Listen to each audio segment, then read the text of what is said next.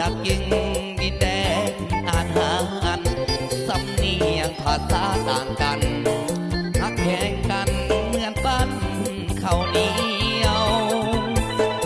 ก็ลืมปั่นก็ออกบ่งบอกผูกมิตรสัมพันธ์ทำว่าไงที่เขาลือกันเป็นแดนสวรรค์ของสาวสีกองพร้อมกันสร้างสรรค์พัฒนาภาษาเข้มแข็ง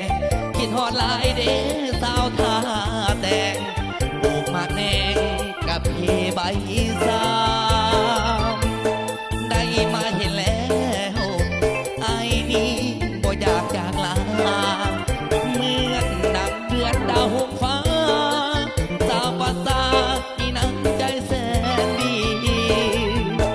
อายแสนภูมิใจเมื่อได้มาดินแดนแห่งนี้สาวสี่เมืองมีหอยยิ้มไมตรีปากที่นี้แต่ดังเดิมมาบ่ลืมดอกเดิม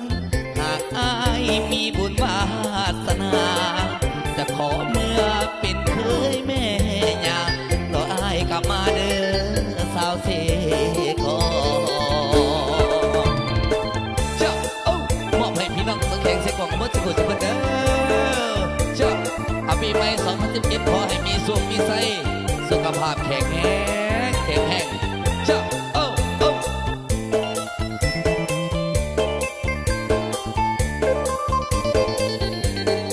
กับเกียร์พิเศษทั้งอาจารย์คำเมาบุญสวงเเพิ่นมามีการบันทึกเสียงสดพอดีเนาะพร้อมกันสร้างสรรค์พัฒนา